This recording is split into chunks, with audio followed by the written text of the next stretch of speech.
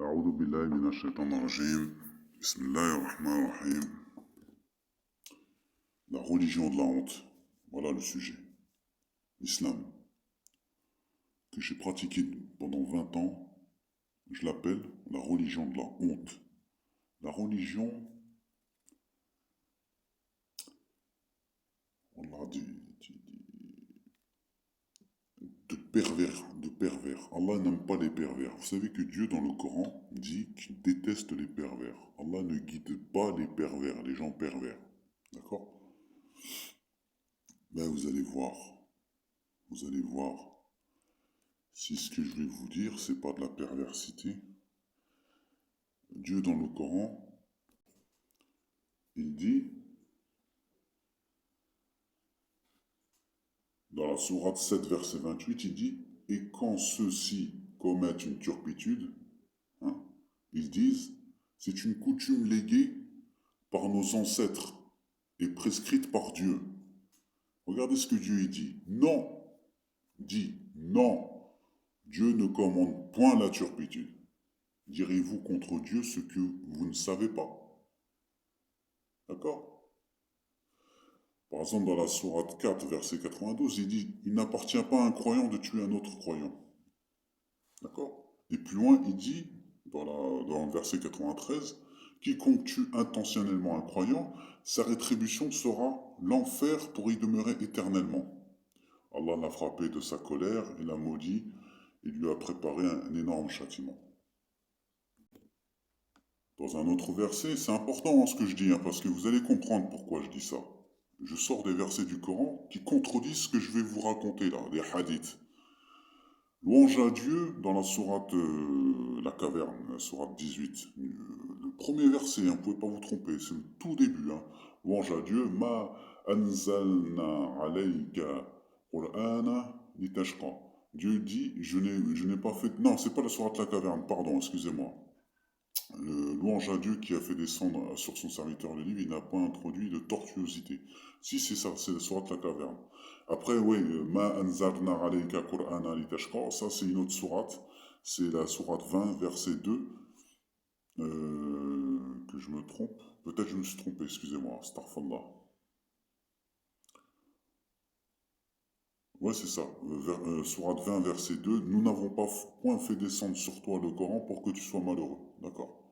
Donc, on se pose la question, est-ce que le Coran a un but de nous rendre chiens, de nous transformer en chien,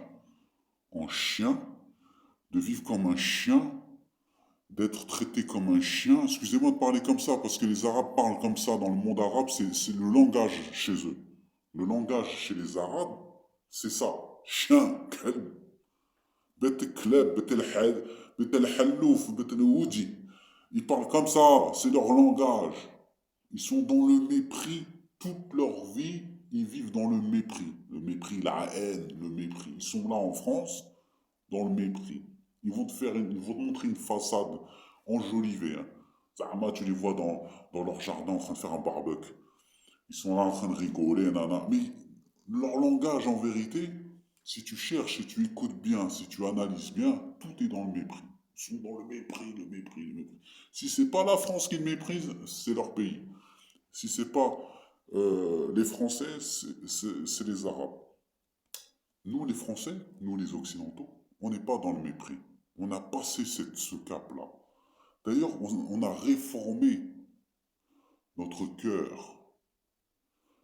Tellement qu'on s'est réformé, oui, on est passé par l'étape, il y a eu des étapes. La France, c'était un pays, une monarchie, on est passé de la monarchie à la révolution, on est passé de la révolution à la démocratie, après on est arrivé à l'empire, premier empire, deuxième empire, troisième empire, enfin, premier empire et deuxième empire. Enfin bref, on est retourné un petit peu dans l'ignorance, on a fait de l'esclavage, colonisé, et puis on s'est réformé, on a changé. Donc les Français, ils ont fait ce que Allah il a demandé.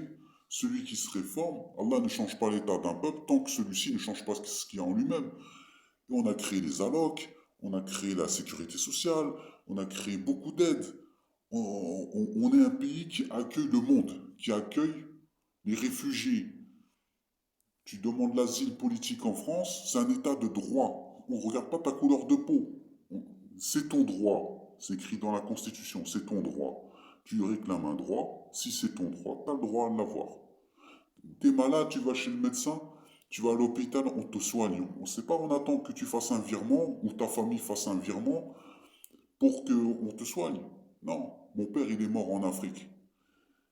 Il fallait que je paye. Et bien, ils l'ont laissé mourir. C'est ça. C'était un pays pourtant chrétien, musulman, sont plus croyants que chez nous. Nous, ici, on est plus athée qu'autre chose en France. Et pourtant, on a plus de cœur, plus d'amour, plus de compassion, plus d'humanité que vous, les croyants dans le monde arabe, musulman, africain, asiatique.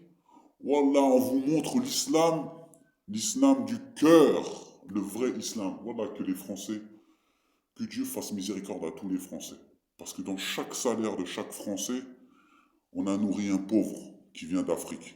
On a nourri un Arabe, un Algérien, un Marocain, un Tunisien, Masr, un Libyen, un Africain, de toute espèce confondue dans le monde entier. On l'a accueilli en France, on lui a donné des allocs, la sécurité sociale, on lui a donné tout. Tout. Ils sont là en train de cracher sur notre gueule. Hasbi Allah wa ni'mal wakil alaykoum. Alaykoum al-kalb. Pour ceux qui sont comme ça, qui sont dans le mépris. Voilà, pour revenir sur le Coran. Que Allah, que Dieu, moi je suis croyant, moi je sais la vérité, je connais. Allah il m'a montré la vérité. Moi j'ai pas quitté la religion chrétienne pour retourner dans le shirk chez les sunnites. Parce que les sunnites, ils sont dans le shirk. Et Dieu, qu'est-ce qu'il dit?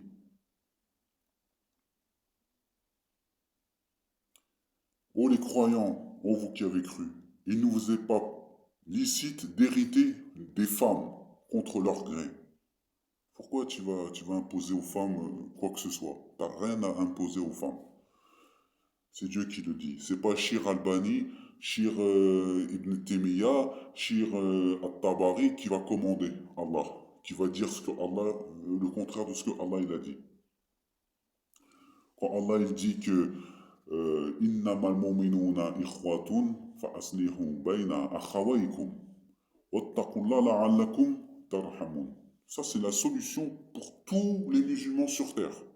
Si vous voulez réussir dans la vie, si vous voulez que chaque pays musulman se développe correctement et qu'il n'y a plus de problème, vous appliquez ce ayat, vous appliquez ce verset.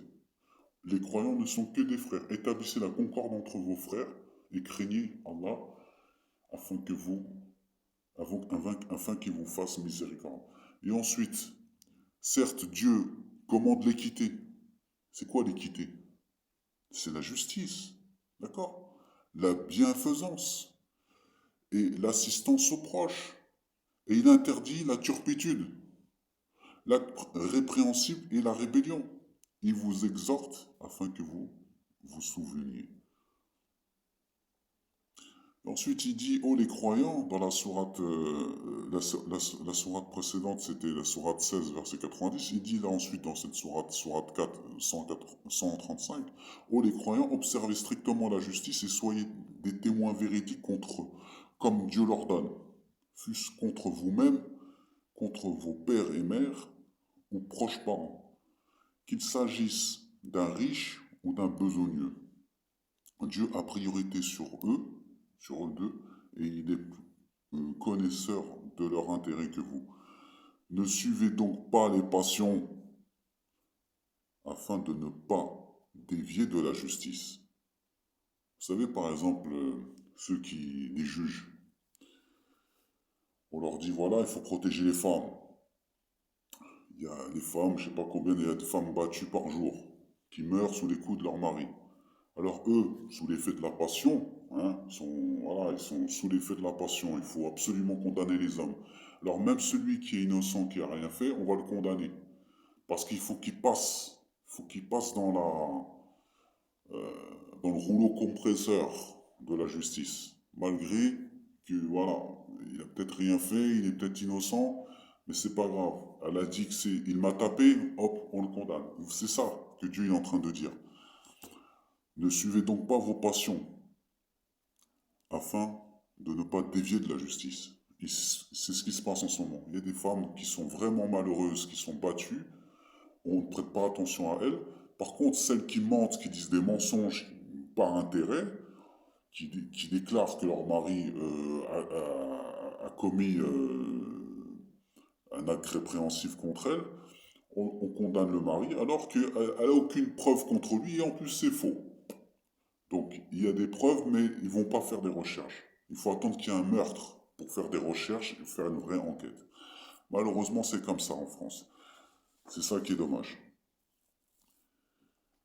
Et comme Allah il dit, Qur'ana arabiyan غير ذي رواج لعلهم يتقون. Voilà. Un Coran, Sourate 39, verset 28, un Coran en langue arabe, dénué de tortuosité, afin qu'il soit pieux. Ça, c'est important que vous sachiez que Dieu n'a pas fait, ne commande pas la turpitude. D'accord? Voilà, ça fait 10 minutes que je vous parle que Dieu n'enseigne pas la turpitude. D'accord? Dans le Coran. Maintenant, regardez les hadiths. Qu'est-ce qu'elles enseignent? Dans un hadith de Tirmidhi, hein, il est rapporté que le messager de Dieu, hein, soi-disant le messager d'Allah, le prophète Mohammed, a maudit les femmes qui visitent les tombes. Est-ce que le Coran parle de ça? Que les femmes sont maudites? Est-ce que c'est confirmé par le Coran, la parole de Dieu, que les femmes sont maudites parce qu'elles visitent les tombes? La pauvre, Miskina, la pauvre. Elle pleure, elle va voir son fils qui est enterré. Son père qu'elle a aimé, sa mère qu'elle a aimé. Elle va visiter la tombe de sa mère. Elle pleure sa mère. Et toi, tu es en train de dire que le prophète les a maudits. Vous voyez, d'après un autre hadith, Tauban, le prophète a dit, sallallahu alayhi wa sallam, toute femme qui demande le divorce à son mari sans raison valable ne sentira pas l'odeur du paradis. D'accord? Donc elle se fait tabasser. Déjà, elle se fait tabasser, c'est valable. Parce que le Coran dit Fa'izuhunna, frappez-les. Il n'a pas dit quel niveau hein, de frapper. Hein. Il n'a pas dit si tu dois la frapper doucement, moyennement ou fort, l'exploser sa tête ou pas, je sais pas. Dieu, il n'a pas dit, il n'a pas posé de limite. Quand il a dit Fa'izuhunna dans la sourate 4, verset 34, il n'a pas dit tiens, doucement, hein, quand tu la frappes, doucement. Non. Il a dit frappez-les. Donc ça laisse la porte ouverte à toutes sortes de comportements. C'est-à-dire si moi je suis quelqu'un de plutôt miséricordieux et j'aime beaucoup ma femme, je ne vais pas la frapper très très fort, juste une petite claque. Mais par contre si j'ai la haine envers elle parce que c'est un mariage forcé, parce que vous savez, dans les pays arabes, on te force à te marier avec ta cousine, tu fermes ta bouche, c'est tout. Ton père, il a décidé depuis ta naissance que tu vas te marier avec ta cousine, mais tu fermes ta gueule, tu épouses ta cousine, c'est tout. Et donc, toi, t'as la haine, tu t'acharnes sur elle. Une fois que tu es marié, tu la tabasses à mort. Du moment qu'elle n'est pas morte, c'est halal, parce que Dieu, il a autorisé. D'accord? Voilà. Ça, c'est la réalité, hein. J'ai pas dit que c'est la vérité absolue, hein, mais c'est la vérité dans les textes. C'est écrit comme ça. C'est la manière dont c'est interprété. Je suis désolé. Hein, il y a des hommes qui sont juste, oui, mais le prophète, il n'a jamais tapé ses femmes. Ça, c'est ce que tu dis toi. Ça, c'est ce que les hadiths disent. Mais est-ce que moi, j'ai vécu avec le prophète pour voir ce que le prophète y faisait?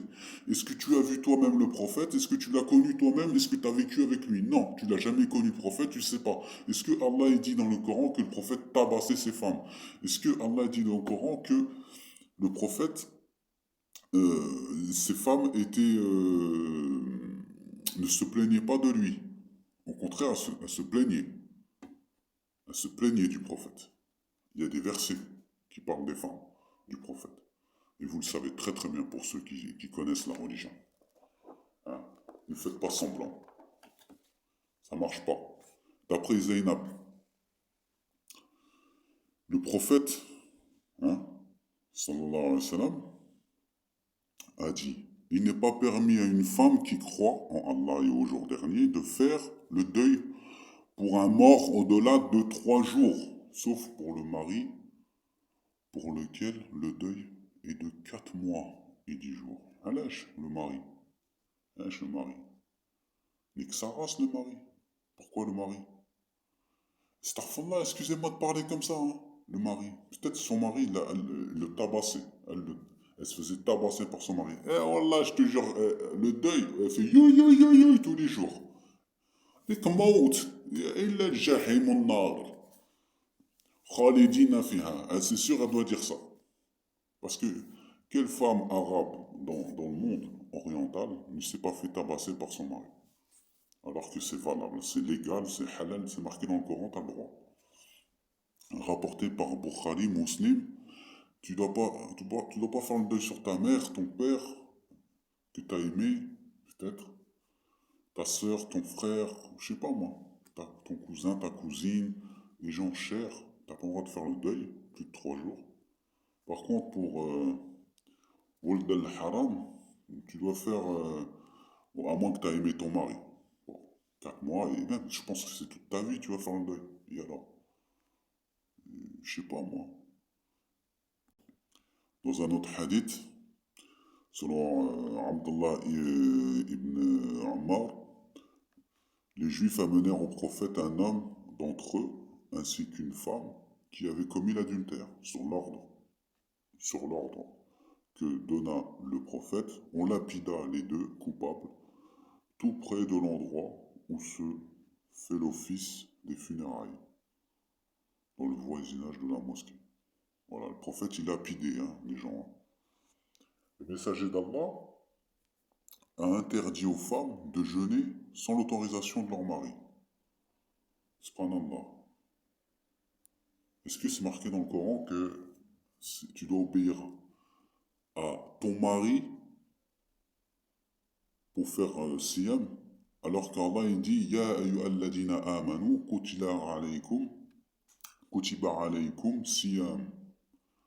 Il a dit oh les croyants accomplissez le jeûne. Et Allah il te dit Atirullah wa atirur rasoul.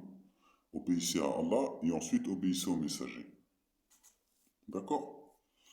Ils vont vous dire les hommes que nous avons autorité sur les femmes. D'accord? Et qu'elles doivent fermer leur bouche, c'est nous qui commandons. C'est-à-dire, tu jeûnes, tu fais la prière, Ça veut dire quoi? Le jeûne, c'est une obligation. C'est une prescription d'Allah.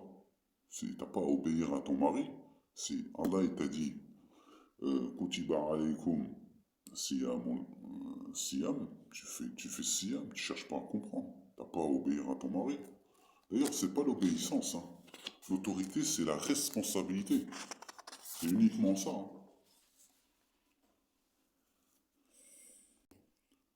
En tout cas, tout cela est du sexisme. Tiens, le prophète soi-disant, sallallahu alayhi wa sallam, n'a jamais frappé ses femmes. Aïcha, elle témoigne dans un hadith que c'est un sahih muslim.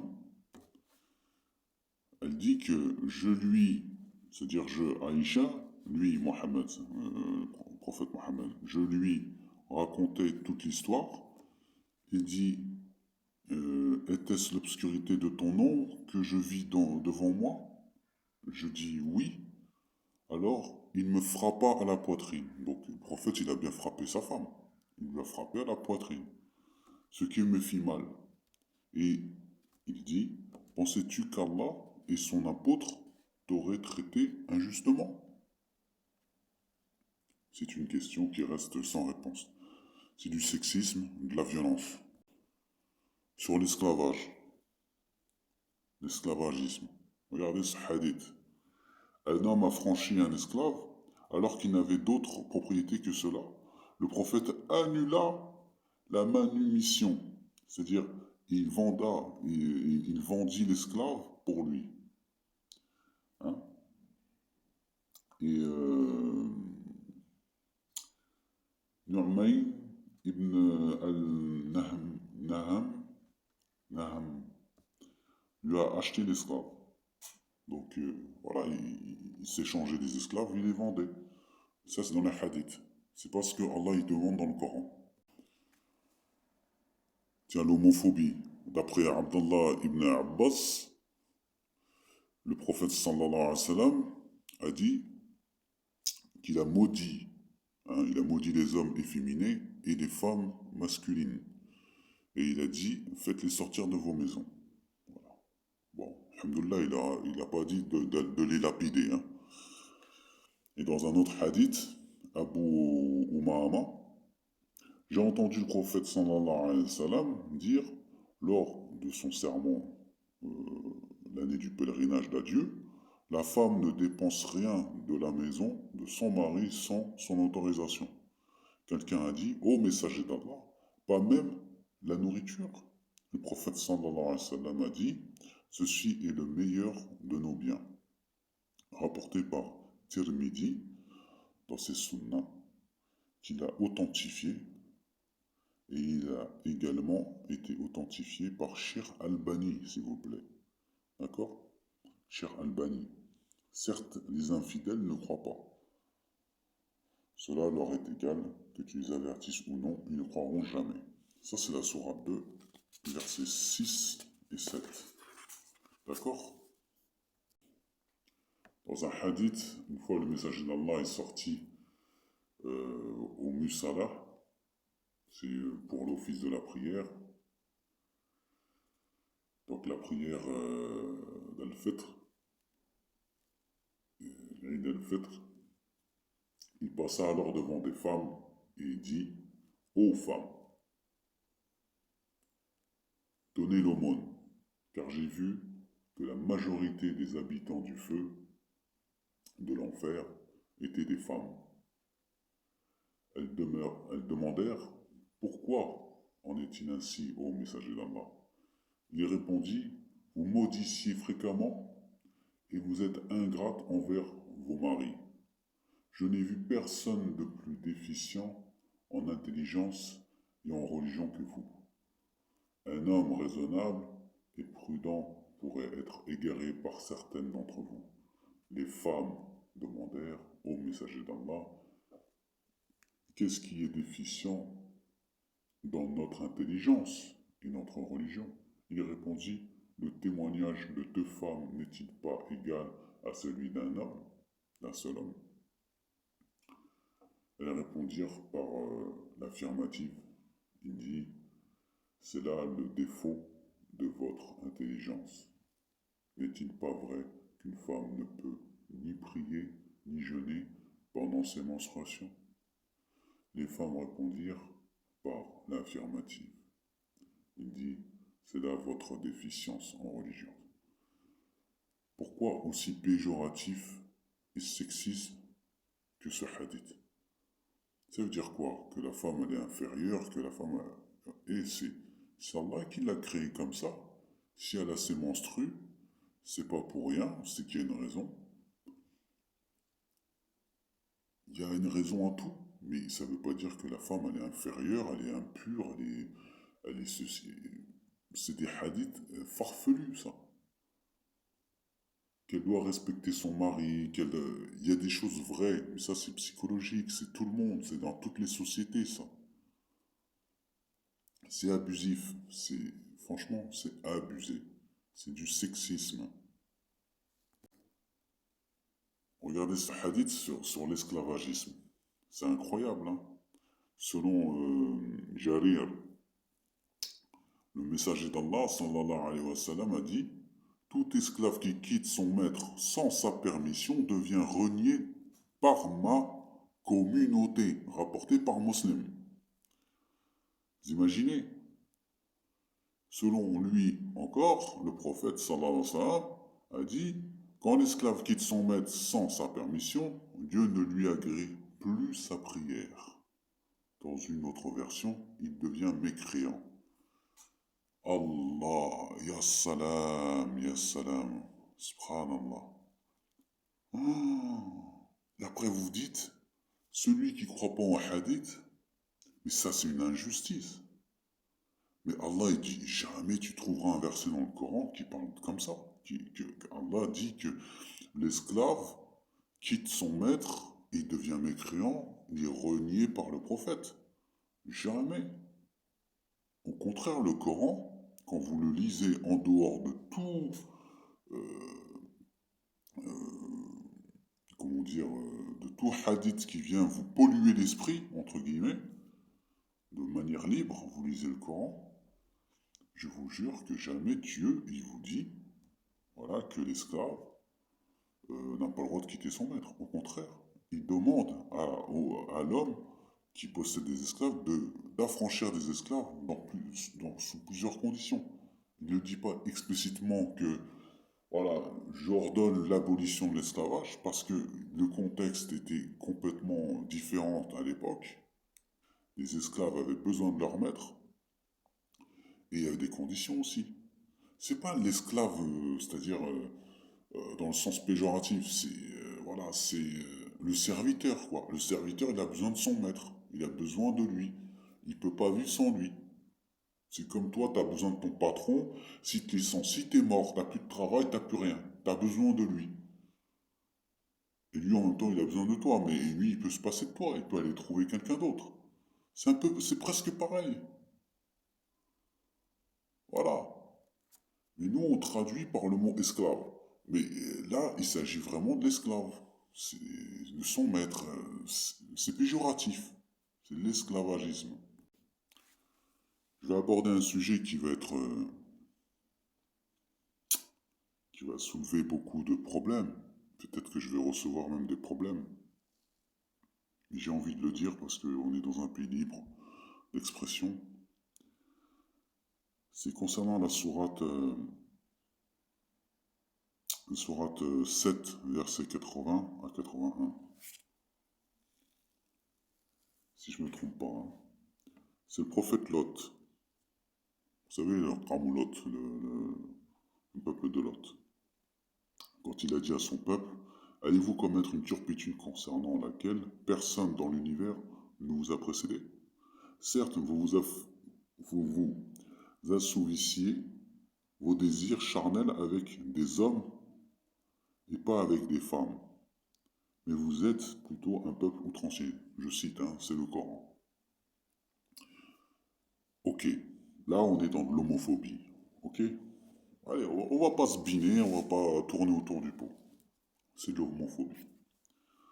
Ce qui est clairement là évoqué, c'est que Dieu donne un récit de l'histoire de Lot, du prophète Lot. Lot, c'était le cousin ou le cousin, je crois, de Abraham, du prophète Abraham. Donc ces hommes, ils dénoncent que le peuple de Lot, c'était des outranciers. Et puis ils cherchaient leur désir charnel chez les hommes entre eux, quoi, au lieu de et délaisser les femmes. Pourquoi Dieu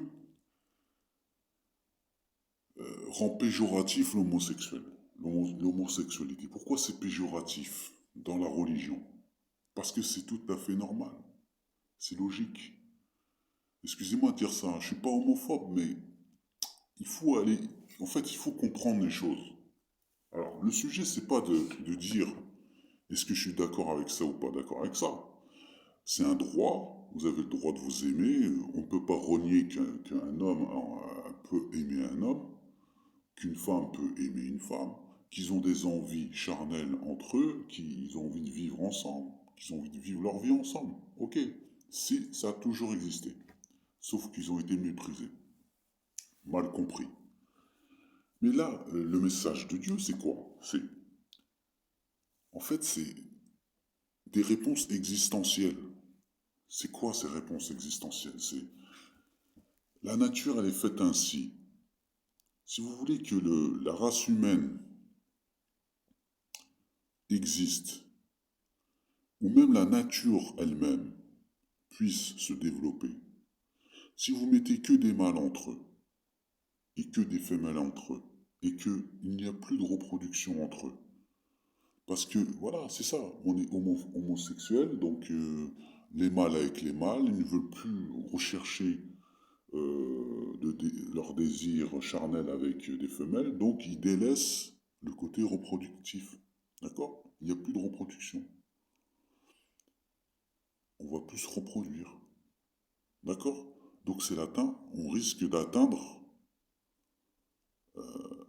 un niveau de quoi? D'extinction massif, voire total, de la race humaine, voire même de la nature elle-même, c'est-à-dire de la vie. Si toutes les créatures sur Terre désiraient, voilà, prendre cette voie, c'est-à-dire mâle avec les mâles, femelle avec les femelles, ils ne se reproduisaient plus, et bien la nature s'éteint, tout simplement. Il n'y a plus de... Il n'y a plus rien qui se développe. On a besoin, et c'est pas moi qui va vous dire j'ai raison, c'est la nature qui parle d'elle-même, c'est ton corps. Ton corps sécrète une semence qui elle-même, cette semence, cherche. Elle, elle cherche quelque chose, elle a un but. C'est quoi? Elle cherche à féconder quelque chose. L'ovule. Et l'ovule, tu vas le trouver chez qui? Pas chez un homme. Tu vas le trouver chez la femelle. Ton sperme, même si tu aimes les hommes, il va chercher son but. Son but existentiel, c'est retrouver, c'est féconder un ovule que tu trouves chez la femelle. Donc normalement, tu es fait pour avoir un rapport sexuel avec une femelle et te reproduire. C'est ça, ton corps, ton existence, en tout cas ton corps qui parle, le signal qui t'envoie, c'est même si tu es un peu efféminé, même si tu as des envies bizarres, tu recherches à trouver ton désir chez les hommes, sache que ta semence, elle est faite pour engendrer, voilà, pour multiplier, pour contribuer à permettre la prospérité de l'humanité, que l'humanité se perpétue, entre guillemets. Voilà. C'était juste une parenthèse. Mais je ne suis pas homophobe, mais je ne suis pas d'accord de dire que c'est normal. C'est pas normal. Je suis désolé. Ça, c'est mon avis personnel. Vous l'acceptez ou l'acceptez pas. C'est la nature qui parle d'elle-même. C'est la nature qui te dit que c'est pas normal. La nature elle-même, elle parle d'elle-même. Le corps de la femme te dit, les seins de la femme sécrètent du lait. C'est pas pour une autre femelle. C'est pour le bébé. Le bébé vient d'où? Il vient de son corps. Et son corps, pour qu'il puisse créer un enfant, un bébé, pour qu'il y ait une gestation, il faut la semence. La semence, il faut qu'elle vienne d'un homme. Vous êtes d'accord avec moi? Ou c'est pas moi qui ai inventé la nature, c'est pas moi qui ai inventé la femme et l'être humain. C'est comme ça. Donc quand vous dites moi j'aime un homme et c'est normal, non, c'est pas normal. Mais vous avez le droit. C'est des choses qui se font, c'est des choses qui ont toujours existé. Ce sont des sentiments qui ont toujours existé. On pourrait dire que c'est normal, je suis désolé, le corps, voilà. On peut avoir des sentiments pour des choses, on peut avoir envie de certaines choses, mais qui ne seront pas normales, malheureusement. Mais voilà, c'est tout. Vous avez des droits, on respecte vos droits. C'était juste une parenthèse. Je vais terminer avec Aïcha, le hadith Sahih Muslim, qui pour moi est insupportable. Elle dit que j'avais 6 ans lorsque le prophète sallallahu alayhi wa sallam m'épousa et 9 ans lorsqu'il eut effectivement des relations conjugales avec moi. Quand nous nous rendîmes à Médine, j'avais eu de la fièvre un mois durant et mes cheveux avaient poussé jusqu'à mes épaules. Ma mère, Roman, vint me trouver alors que j'étais sur une balançoire, entouré de mes camarades. Quand elle m'eut appelé, je me rendis auprès d'elle sans savoir ce qu'elle voulait de moi. Elle me prit la main et me fit rester à la porte de la maison jusqu'à ce que j'eusse pris mon souffle. Elle me fit ensuite entrer dans une maison où se trouvaient des femmes des Ansar qui me dirent: ô toi le bien, à toi le bien, la bénédiction et la meilleure fortune. Ma mère m'ayant livré à ces femmes, celles-ci me lavèrent la tête et se mirent à me parer. Or, rien ne m'effraya, et quand l'envoyé de Dieu, sallallahu alayhi wa sallam, vint dans la matinée, elles me remirent à lui. Je crois que c'est de la pédophilie, mais bon. Vous savez, il y a que des gens qui ne veulent pas admettre l'évidence qui n'évolue pas dans la vie. Moi, je pense que j'ai évolué dans la vie parce que j'ai admis mes erreurs, j'ai admis l'évidence, et je ne vis pas dans le passé. Voilà. J'aime bien tourner la page, avancer, et avec ça, on va conclure. Voilà. Que le Coran n'enseigne pas cela. Quand Dieu dit dans le Coran, quand vous épousez des femmes, il faut demander leur consentement. Je crois pas que tu peux demander le consentement à une gamine de 6 ans, même si tu es le prophète de l'univers, le sceau des prophètes, Habib Allah, comme ils disent. C'est faux tout ça. Tout ça, c'est faux. Le Coran ne dit pas que le prophète est Habib Allah. Il dit qu'il est le prophète des Arabes. C'est tout. S'il y a quelqu'un qui est, on va dire, mentionné avec éloge, c'est Abraham. Le Coran dit, et dans la Bible c'est écrit, c'est confirmé, qu'il est l'ami intime de Dieu. Abraham. Voilà. Lui, oui, tu peux dire qu'il a quelque chose de plus. Voilà. C'est le patriarche, le père des prophètes, entre guillemets. Enfin bref. Et Dieu n'enseigne pas la turpitude. La pédophilie, chez moi, c'est la turpitude.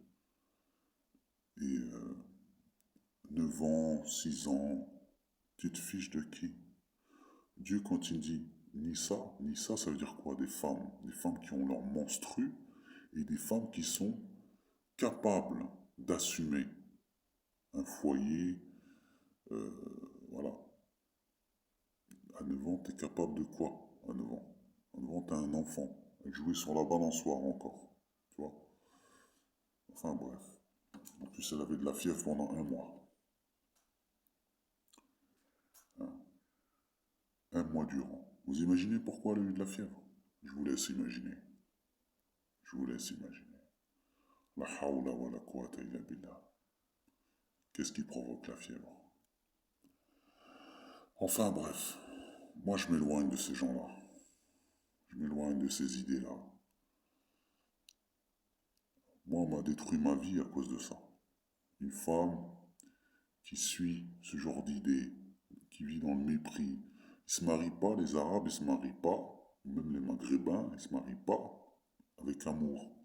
Nous, en France, on a cette culture de l'amour. Certes, il y a des pervers dans la société française, ils ont développé la liberté au point où la perversité, c'est légal, il y a plein de choses de légal. Mais il y a beaucoup de justice en France, pour les faibles surtout. Et subhanallah. En France, tu te maries parce que t'es... Vraiment, ça y est, c'est cette personne-là, tu es amoureux, c'est elle, c'est lui, c'est... Il y a une confiance absolue. Voilà, on s'aime, je sais pas, tout me plaît envers cette personne, je lui plais, pareil. Non, les Arabes, c'est ta gueule, tu épouses Bébé El parce que, voilà, j'ai décidé que c'est elle que tu vas épouser, ta cousine, surtout ta cousine. Voilà, on dirait que c'est ta propre sœur. Moi, jamais je vais épouser ma cousine, même si c'est la dernière personne sur Terre. L'humanité va disparaître, extinction, comme les dinosaures, extinction des dinosaures, c'est l'extinction de l'humanité. Et on dit que ça rase l'humanité. Je la touche pas. Moi, je ne couche pas avec ma cousine, moi. Moi, je touche pas à ma cousine. meurt. C'est tout. L'humanité disparaît. Avec moi, l'humanité, elle disparaît, direct. C'est tout. Allah, il a qu'à créer un autre peuple d'êtres humains. Il le dit dans le Coran. S'il voulait nous détruire, il nous détruirait. Et il va recréer un autre peuple de croyants. Voilà. Enfin bref, Dieu n'enseigne pas la turpitude, c'est tout ce que je voulais vous dire. Voilà. سبحان ربك رب العزة عما يصفون والسلام على المرسلين والحمد لله رب العالمين. السلام عليكم ورحمة الله.